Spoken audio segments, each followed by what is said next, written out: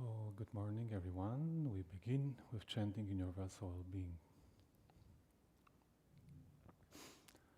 May I abide in well-being, in freedom from affliction, in freedom from hostility, in freedom from ill will, in freedom from anxiety, and may I maintain well-being in myself.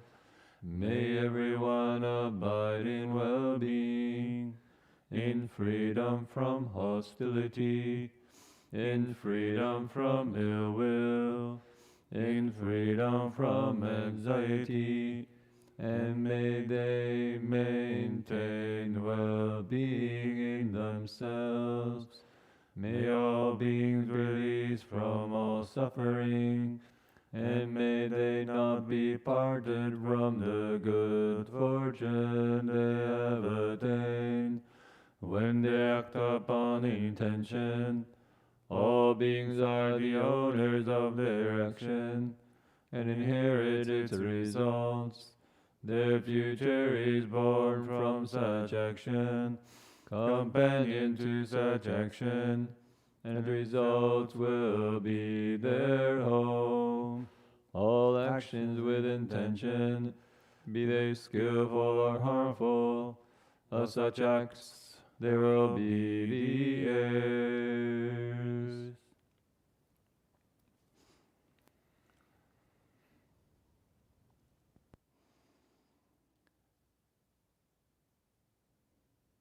Jinchuan yesterday talked about wholesome dharmas, introduced one of them,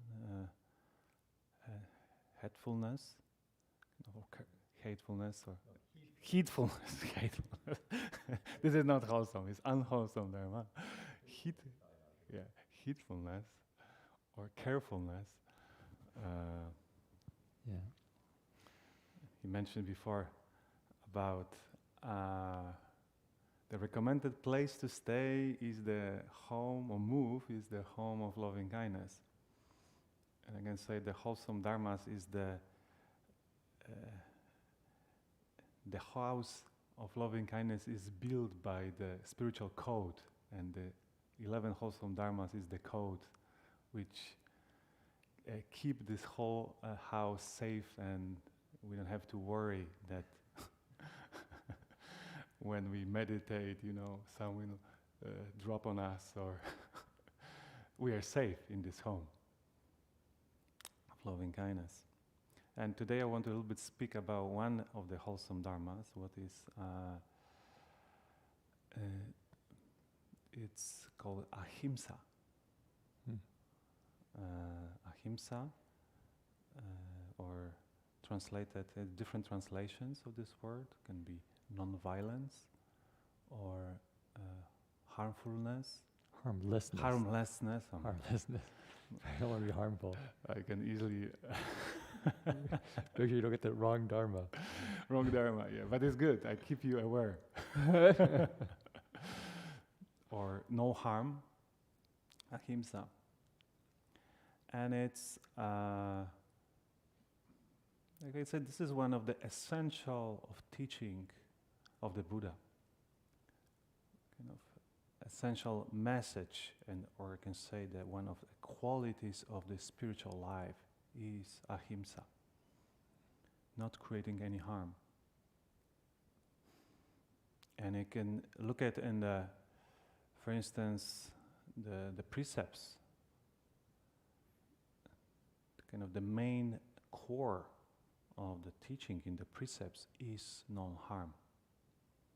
We intentionally want to harm physically anyone, emotionally, psychologically. And the Buddha says in one of the suttas that if we uphold those standards, these guidelines of ahimsa guidelines, we offer a gift of fearlessness. We offer,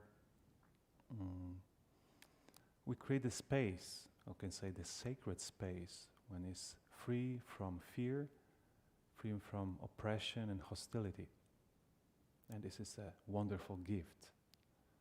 So even ourselves here, today is day number 10th, I guess, and this is, I think we're on the halfway. It's 11 more to go. So from 10 days, we are kind of living with Ahimsa principles here together, and it's not small thing.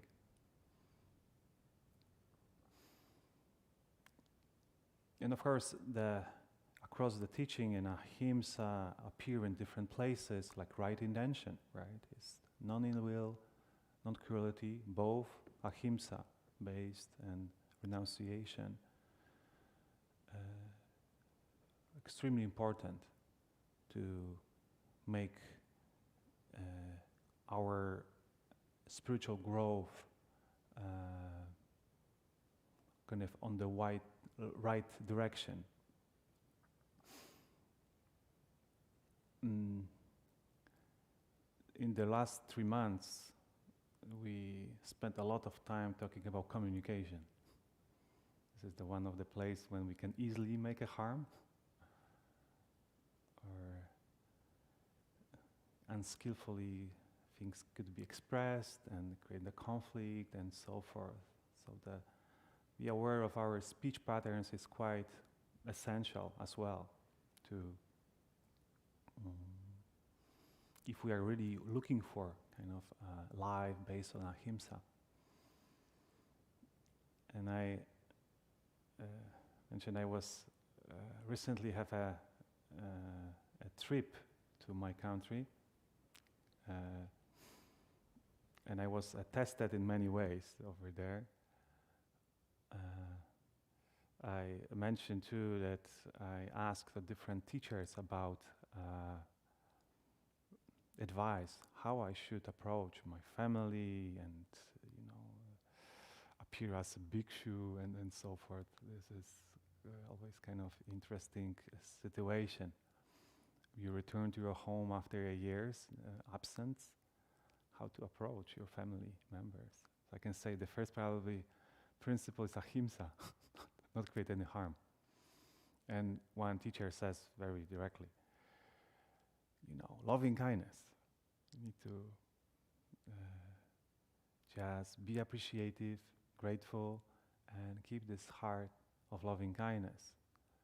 So whatever happened, the answer is metta.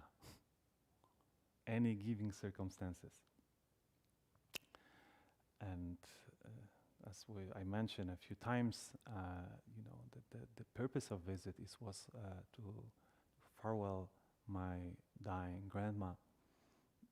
And I even I didn't know that I will have an opportunity to see her.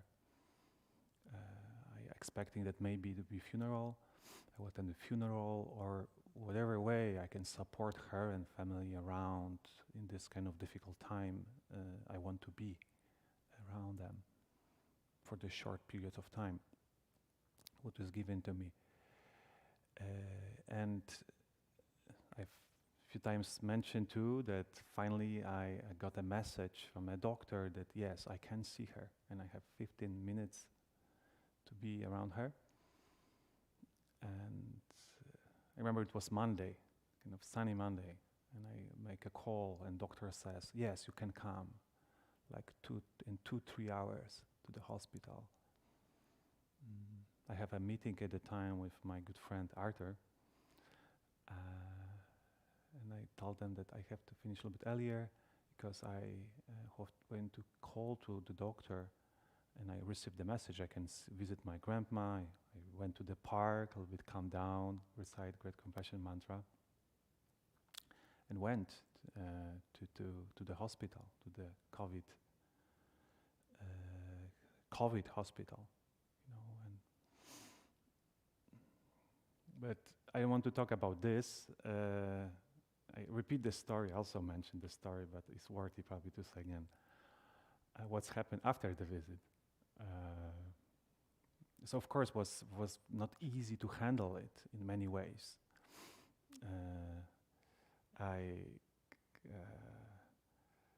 after visit her, in the hospital and came outside. It was quite sunny, but a little bit cold.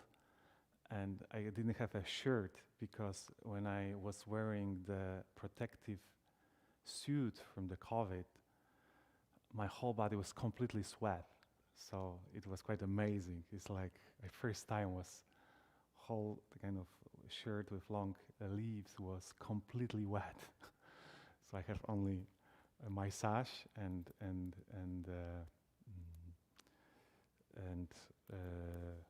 what is it called, jacket. But it was, November, pretty cold in Poland. I went to the bus and called my father and told him that I just visit my grandma and I'm going to home. My father, you visit your grandma? Yes. This is COVID hospital. I'm very disappointed, he says. And it was short talk, and okay, yes, I visit her, my stepmother calling. We are very worried. We didn't know that you actually will go there, so we decided that you need to find a new place to stay. Say, okay. And I didn't kind of calm down from the visit, and I say, oh, I have another drama here to handle. Mm-hmm. So, okay, let's talk about it. And to get to my house, it takes a maybe 40-minute drive by bus. So I call to my cousin and say, what is the options? Maybe I can go to hotel or so. Go to my aunt. She says, no, you can go to your grandma's house. It's flat, it's empty. It will be a wonderful place to stay for you. And he says, well, okay, yeah, it seems this is reasonable. And I came out from the bus stop and I have a 15 minutes walk. And I said, wow, it's pretty intense. And we pretty intense discussion with my father and my stepmother. It's okay, remember the teacher's advice, don't leave the loving kindness heart. So first, relax. Kind of relax my body. And before I left in the monastery, we have quite a few lessons about non-violence communication, what we can say Ahimsa communication, non-harmless communication. And the first thing, there are 4 steps in the non-violence communication, right? The first is we make observation of the situation. The second, you connect, this observation of the situation, whatever, can have some effect in our hearts, some feelings can arise. So identify these feelings, and the feelings usually connected to the needs, to the values, what are important for us. And from that we can take, next step, what is the strategy, whatever we can make a request. So, okay, so first I say, Jinwei, don't go to judgment. Start to judge your father or your stepmother. That doesn't work. Then it doesn't help me here. So calm down. What do you see here? Okay, the volume of the voice is a little bit higher than usual. And they make requests, so leave our home. Okay. So okay, I'm left home person, so it should be okay. So now home leaving me. So what their feelings? They feel kind of anxiety. They feel maybe fear. Kind of emotionally disturbed, Okay, what is the need here? I think they need safety. They feel unsecure. Maybe I was in the COVID unit and it's a potential to be infected. So my father is 75, so they can feel danger in dangerous situation. Okay, yeah. So it's not about, about me and kind of how to punish me. Behind this is deep worry about our safety. I start also a little bit emphasize with myself, okay, what are my feelings? I a little bit kind of feel kind of sad and kind of like a sense of grief after seeing my grandma, and a little bit anxious what's going to happen with our conversation with my parents, what my needs. One of the needs is harmony. I want to be harmonious with my parents. I don't want to create any conflict. But at the same time, it was kind of very intense emotionally because, the hospital now, this situation. So I kind of, with how I can address this situation, so I repeated in my same one phrase. I respect your decision and your wish. I understand that you value the safety right now, and being in the hospital, in the COVID hospital, you can feel threatened. But I don't have now resources to discuss more about this. Let's talk later. And I, of course, grabbed my stuff. So I repeated a few times this phrase. Came to my house, and it's interesting. I was expecting there would be kind of intense conversation, and actually was not. First, we are very sorry this happened like this, but and actually they use NVC. It's interesting. We're very sorry, but we're very worried. We're in the COVID hospital, and one in of our family, French family, actually nurse passed away from the COVID even.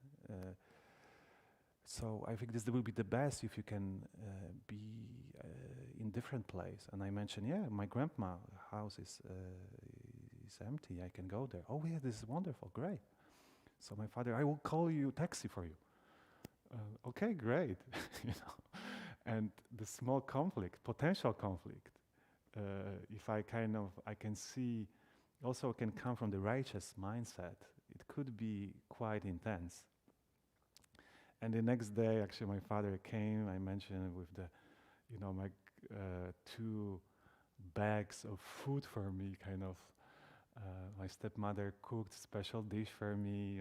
Kind of come and offer the food for myself, and I have also a chance to be and this close to my grandma, kind of stay in her energy in the house and so forth. So the one small thing, like Ahimsa communication or violence communication, helped me kind of resolve the potential or disarm potential bomb could explode pretty drastically. And I see I take too much time with this sharing. But maybe back to our retreat here, maybe we don't so much speak because we have noble silence, but we mostly looking inward. So we communicate a lot of things with ourselves. And it's very skillful to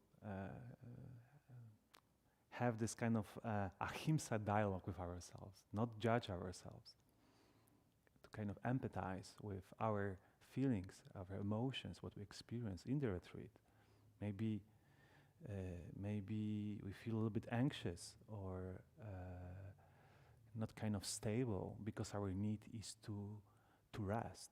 But we need to take a rest, more take care of our body and so forth, and not just jump with easy judgments, and because naturally this is how our heart responds for this difficult situation, but go more deeply and see how potential tension can be transformed with this kind of skillful approach, non-harmful approach. maybe offer this for today, and 3 steps, 1 bow right now.